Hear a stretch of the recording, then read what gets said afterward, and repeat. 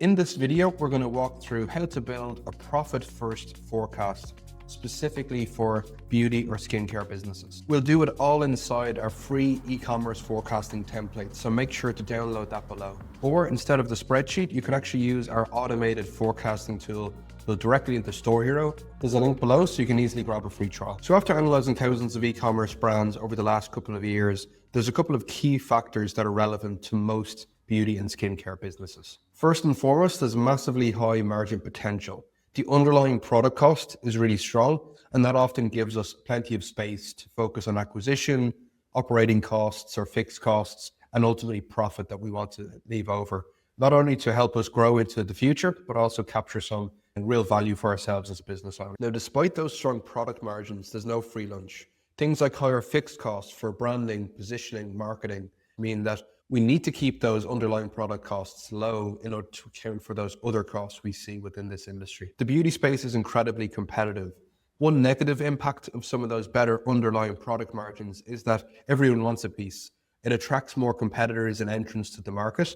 And as there's more and more people vying for our customers' attention, we ultimately see higher acquisition costs through Google, Meta, and TikTok. So because of these higher customer acquisition costs, the tendency is often discount to try to reduce the barrier to entry of that initial customer to try to win the day versus a competitor. And all of a sudden, very quickly, we can start to see how our great underlying margins are being eaten by various variable costs. Beauty and skincare brands do have great repurchase potential.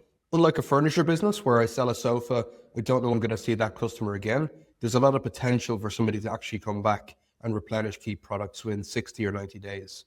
That being said, potential retention is very different to actual retention.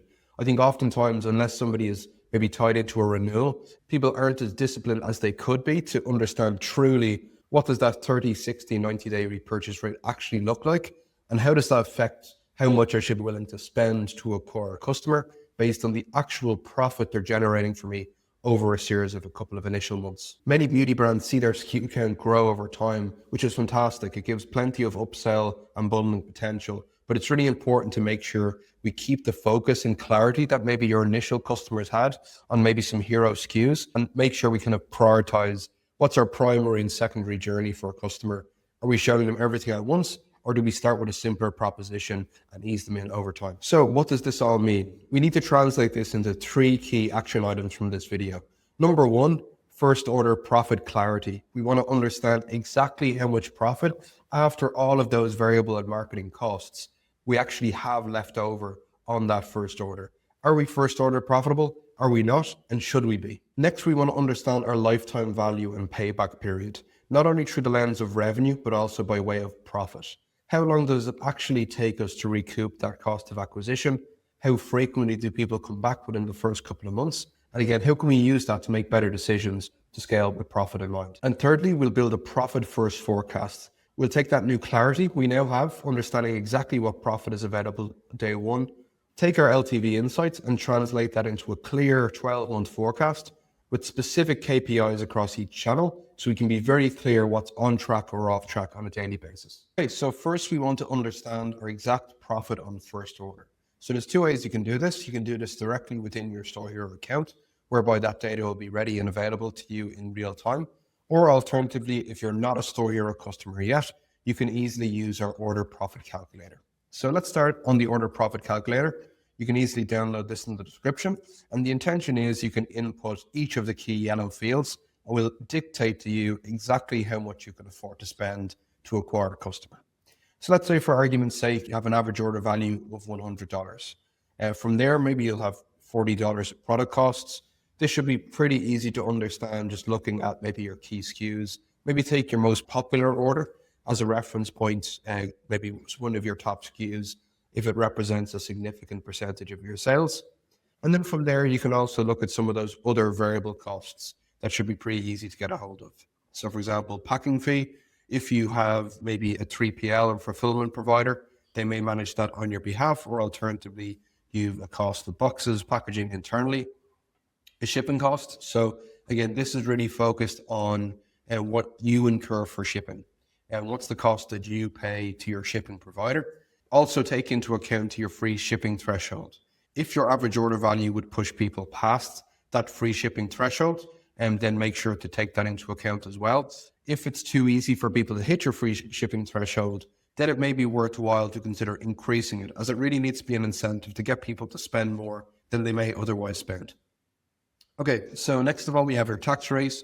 So this is on the basis of your taxes inclusive within your actual sales price to your customer. Transaction fee. So again, if you're using Shopify across the EU, that may be 1.7%. In most cases, if you're using Stripe, it may be 1.5%. And as we factor in each of these individual costs, you can see we're left with a gross profit of 26.25. So again, even though our product cost is 40 out of 100, people may perceive that to be, a 60% gross margin or €60 of gross profit. But when we have a much more kind of clear and realistic definition, then that it doesn't leave us with exactly the same level of profit. You can see that all represented here. And ultimately, what's really important then is to understand, okay, if I'm actually generating €26 of gross profit on that first order, how much can I afford to spend to acquire that customer? If you want to be profitable on order one, you can afford to spend that $26.25. If you want to wait till somebody purchases a second time, you can afford to spend double and stay break even. 3, 78, 75. Order 4 is 105. So 4 times are 26. So again, the critical piece here is that, okay, depending on how long we're willing to wait, this kind of gives us an indication on the maximum amount that you should be willing to spend to acquire each new customer. So in this particular case, the maths is pretty easy because our AOV is 100 and we can see our gross profit margin is only around 26%. So that's actually lower than what most people would expect and maybe actually see themselves. Now, equally, if we have better underlying product cost, let's say we bring this down to $12.50, you can see how that impacts the profit calculator. All of a sudden, we could afford to spend much more to acquire that initial customer, $53.75, before we hit that kind of loss-making point on the first order. And if we're willing to wait a little bit longer, that really compounds and we have a significant budget that we're able to now put towards new customer acquisition. The next logical question is, well, okay, this is how much I can afford to spend if I want to be profitable on order 1 to 4. But based on my business's lifetime value, what should I be willing to spend? And we can dive into that now. So here's an easy example within the StoreHero dashboard as well. We can see that within the acquisition section, we have a number of metrics pinned to our dashboard for a real single source of truth. We can see the number of new customers acquired, our new customer sales, our AOV, gross profit per new customer, so some great underlying margins here. But we do have a higher customer acquisition cost, meaning our profit after marketing on each new customer order is -2. So again, making sure that we have a clear view of not only the profit generated, but also the acquisition cost on the other side, and to make it really easy to compare. The next logical question is, okay, well, based on my lifetime value and what a customer is actually worth to me over time, how long should I actually be willing to wait? And we can dive into that now. So one really popular feature within the StoreHero dashboard is our cohorts view. We're actually lay out across each month you're acquiring customers. What is that customer truly worth to you? Now, most of the time when people talk about LTV, they're not actually talking about LTV. They're talking about lifetime revenue. And there's a very big difference between the revenue a customer generates for you over time and the gross profit they leave you with. Customers could purchase 2 different items or maybe start their kind of engagement with you as a brand with 2 different items with completely different margins. The lifetime revenue of those customers may be very similar, but the lifetime profit could be very different. And I suppose from your perspective, you should and must be willing to spend different amounts to acquire each of them. They're not equal. With that in mind, you can see on the cohorts view, really a timeline of what a customer is truly worth to us 1, 2, 3 months after their first purchase, sorted by their first purchase month. So let's just take an example here. It's September 2024, and we acquired 599 new customers. Looking at our actual marketing costs, divided by this 599 new customers, we're left with a €17 customer acquisition cost. In the 12 months, now that I'm recording this video in September 2025, 18% of that, just shy of 600 people have since come back as we followed their journey over the last year. And they typically generated €28 of gross profit on that first order back in September 2024. Now, what we can also understand here is after 1 month, this would be October 2024 in that case, And the accumulated profit per customer is now up from 28 to 30 euros. What this means is, as a small number of those customers have come back, they've increased the average profit per customer. So on average, everyone in that group has accumulated 30 euros of profit each for us, not that initial 28. And we can also see that continue over time. After 5, 6, 9, 11 months overall, the customer is worth 34 euros to me, up from 28. So we have some incremental growth in profit there. We can also represent this as a percentage using this toggle in the top right-hand corner. So we can see there, after 11 months, we have a 23% incremental increase in profit. In other words, the way I like to think about that is we have roughly a 77% profit being captured on that first order. So with that in mind, the first order is certainly still the biggest opportunity for this brand to generate profit. This dummy data isn't based on a subscription business. Whereas if you were a subscription business, you would ideally want to see this amount compounding month on month. And with that in mind, you'd want to see the profit significantly higher than day one by the time you get 12 months later.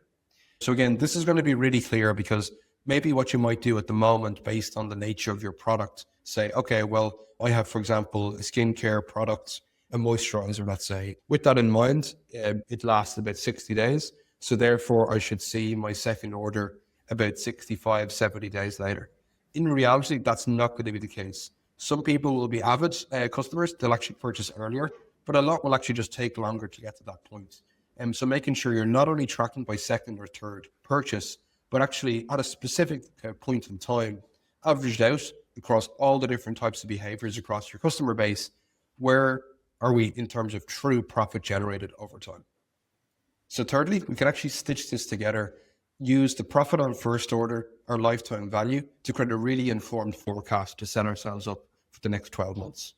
So let's say, for example, here in this scenario we've created, so we have a pretty healthy gross profit on first order.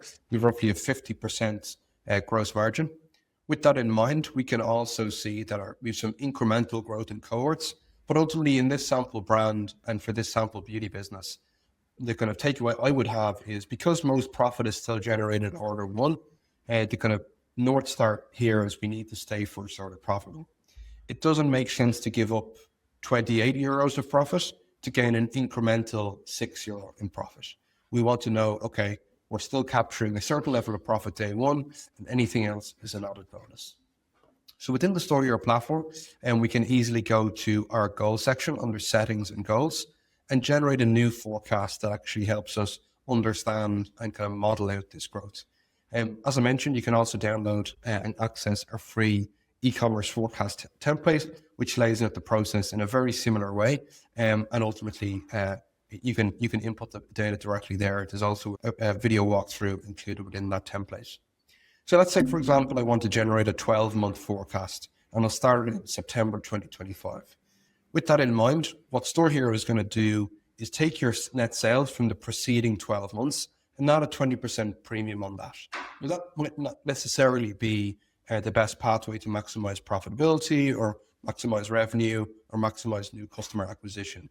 Your goals are going to be very different, but at least it gives a good benchmark. Most of the time we're having these conversations, people want to see some incremental uplift in revenue to make sure they're not only handling profit now, but growing sustainably into the future as well.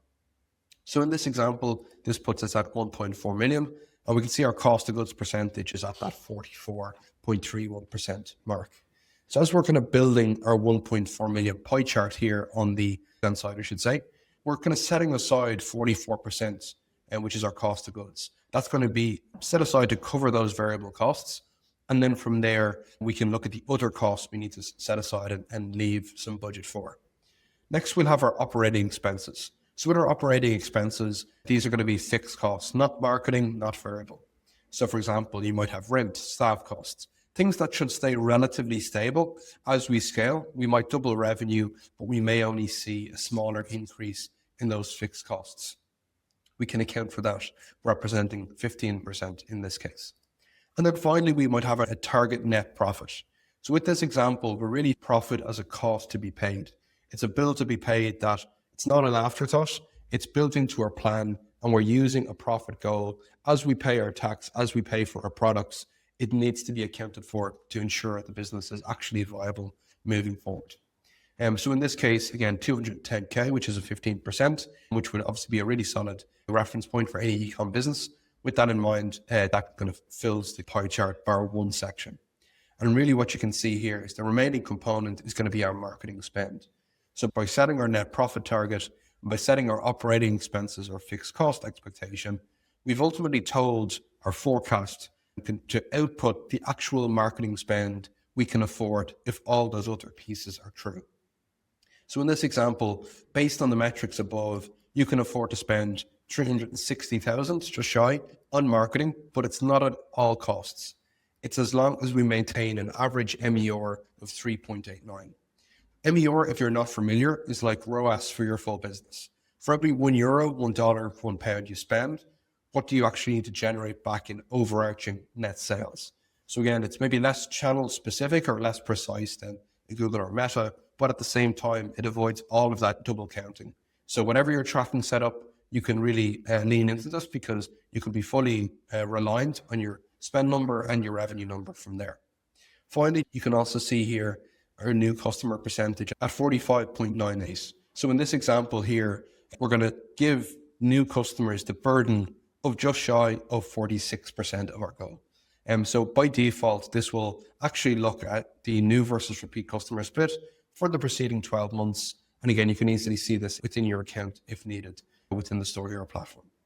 So moving myself back over here, one other important element to take note of here will give an indication based on the efficiency of your ads last year, based on your MEO, is this goal actually achievable? Again, for some people it will, for some people it won't. If I want to generate 500K of net profit, it requires a return that's maybe too high of a return to expect based on past performance. But equally, what people will often find is this cost of goods can be a massive variable here. So oftentimes, a low cost of goods percentage will give you more flexibility and freedom to spend more to acquire a customer. For example, if you can maintain and watch your discounting, okay, fair enough, you may see increased acquisition costs versus last year, but that's actually okay. You don't need to achieve a 4x return. The 3.3 might be actually fine. So in this particular case, by improving our cost of goods, we've kind of reduced the bar for success. We need to reach a higher marketing efficiency number. Our marketing doesn't have to work as hard for us. So again, what often can happen is Meta is the kind of lever we see in front of us on a daily basis. Our agency may be responsible for kind of putting that spend to best use. But the much more practical way of thinking about this is, while we want to maximize the efficiency of our ad spend, we also want to understand, well, how can we play the game on easy mode? How can we set ourselves up with clear unit economics to not require such a massive return from our ads? Let's get to that break even as quickly as possible in order to realize the rest as profit. So again, really would recommend playing around with that cost of percentage to see, okay, what's the true lever for growth for your business? Okay, so I have that set up now, and the next step I need to do is then apply that down across each month of the given year. So what StoreHero will do by default, and what our kind of free forecast sheet will do with your inputs, is take the net sales seasonality from the previous 12 months and also look at kind of applying that across the new kind of forecasted year to make sure we're putting an even and reasonable burden on each month. For example, in this particular case, this business is very November and December heavy, as I'm sure many people watching this video in the beauty space will be as well. So with that in mind, December and November are going to take a much bigger burden of our kind of goal than September or maybe January in that case. So this will automatically kind of break that down. You can easily adjust that here within the sheet or within the platform itself.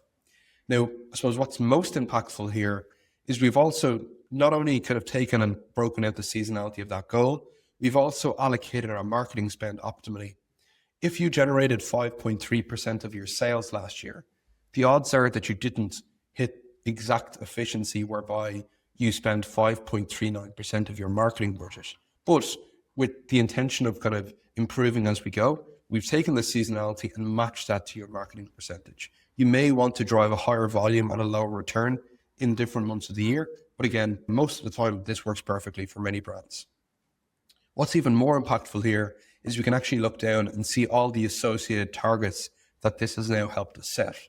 Our net sales value or average order value based on past performance, our marketing spend, and then contribution margin. Knowing your true gross profit after marketing costs, what is actually left over from every order after those variable costs, marketing included, have been accounted for. Now, where this can get really interesting is we can also start to assign these goals automatically based on past performance to both new and repeat customer sales. Each of these two groups of customers gives us a lot more specific guidance on what's the best pathway to reach those goals. Just thinking back for a second, we would have assigned a new customer percentage of 45.98%. And what that did was allocated and assigned a new customer sales amount. And based on the marketing spend we can afford to spend each month, also helps us calculate a lot of underlying new customer related metrics. For example, we have things like our new customer acquisition cost, things like gross profit per new customer. How much can we actually afford to spend on that customer based on the profit we're generating on that order? So in this particular case, you can see here, if we're generating a €23 gross profit on that new customer order, and it's costing us, or kind of we're allocating $25.95 of a new customer acquisition cost, that leaves us with a new customer contribution margin of 2.81. Now, in reality, we've kind of already seen with this business in particular that there's no point generating a forecast which runs a negative margin if we know that our lifetime value isn't particularly strong. So in this case, we might want to reassess the burden we're putting on those new customers. So just to show the kind of two permutations of this, let's say, for example, I want to say, well, actually, I need new customers based on the level of spend to pull their weight a little bit more and take a little bit of the burden off those repeat customers. What that's done is given us a higher new customer sales goal, but also meant that, okay, for each of those new customers, we need to acquire more of them. And in turn, we can afford to spend less. So all of a sudden with that change, we can now see we're profitable on that first time order. We may actually want to get a little bit more aggressive again. If we increase this to 60%, taking a burden off repeats as much as we're adding it to new, that's the point at which I'm actually starting to generate a couple of euro of profit. And ultimately, realistically, there's no point generating these profitable repeat customer orders and actually giving up that profit for customers that are new, that aren't profitable on order one, but most importantly, aren't going to generate a significant or reasonable level of profit moving forward to kind of offset that risk. One thing that this can also be really beneficial for is actually to extrapolate based on like our order numbers. Orders does not equate to units, but it certainly will start to give you a pretty good idea of conceivably, am I going to be able to hit my goals based on the inventory I have available? So from there, I can easily click finish and save that within my kind of manual account. And from here, within the StoreHero dashboard, as I refresh this, you'll be able to see all of those various metrics on or off track versus our goals. And with that in mind, give us a clear view on the next steps we should take.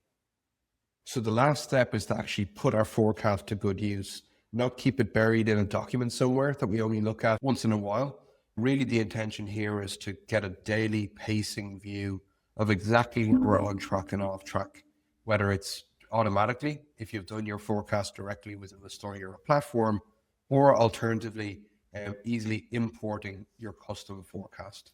So we can see here on our dashboard, all of our metrics have an assigned target against it, paced through the month.